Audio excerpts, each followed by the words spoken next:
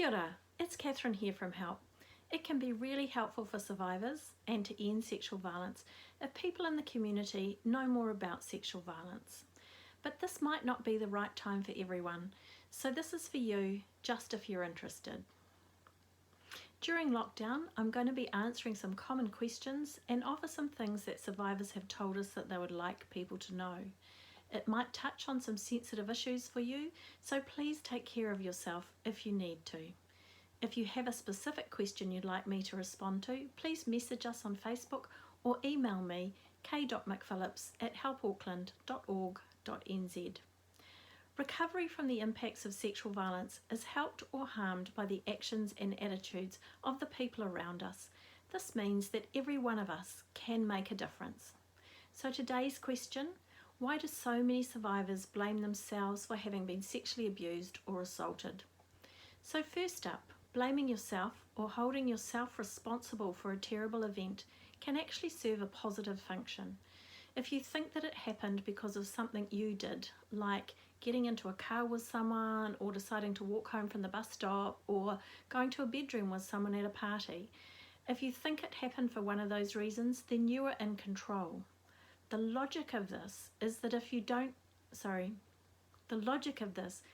you don't need to be scared about the future, because if you don't do that thing again, then you won't be assaulted again. Feeling this kind of control can be very helpful, particularly when your nervous system might be struggling to cope with what did happen. Where it becomes harmful is if that thinking persists over time, or self-blame comes to dominate a person's way of thinking and dealing with what happened.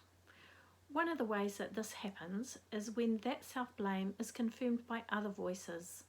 Blaming the victim for being sexually assaulted is quite a common thing in our society, so survivors can see it everywhere, in the news, watching movies, on social media, hearing people around them talk, and sometimes even from what their friends and family say. So this is one of the ways that we can all make a difference. Don't buy into victim blaming. Survivors can also blame themselves because they are confused. Making people confused is one of the techniques that perpetrators use to get people to go along with what they're doing and to keep quiet about it afterwards. They say things like, "You know you want it," or "But you asked me to when you came to the bedroom with me," or "But you're so cute when you look at me like that, what can I do?" Or, "Well, you didn't cry, so I thought you liked it." This kind of talk can leave a person thinking that maybe these things are true, that they are responsible. And this can be particularly powerful if the other person has some form of power over the survivor. They might be an adult, an employer, an older relative, or even they might just have greater social power because they're popular. If a person is abused as a child, this can also mean they're vulnerable to self-blame, particularly if it is a parent or other close adult who has hurt them. When we are children, we need our parents so that we can survive, so we will do a lot to keep that attachment alive, including blaming ourselves rather than them when they hurt us. There also seems to be a connection between shame and self-blame. Many survivors feel shame following sexual abuse. It is a violation of our intimate space and a breach of a community taboo, so shame does arise. But it's the perpetrator who should bear this shame, but it is often left to the survivor. Many of us interpret that feeling of shame as meaning that we are bad, so if we are bad, then it must be our fault. It's not, but shame is a difficult feeling to shake.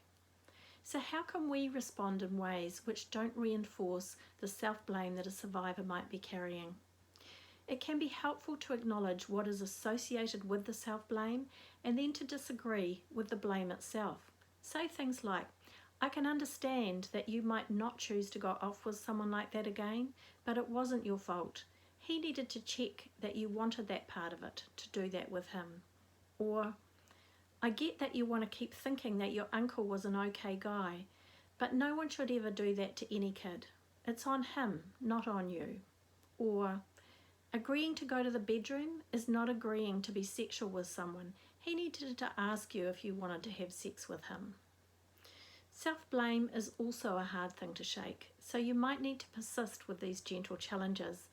But please do. It can make a massive difference to shame and self-blame if others refute it. In the big picture, it would also be really helpful if we could get consent law sorted out so that everyone understood that consent needs to be clear and freely given, not just assumed. Only yes means yes, and only adults can give consent. So thanks for watching. Remember, if you have any questions you would like me to address, email me during lockdown, k.mcphillips@helpauckland.org.nz. Ngā mihi.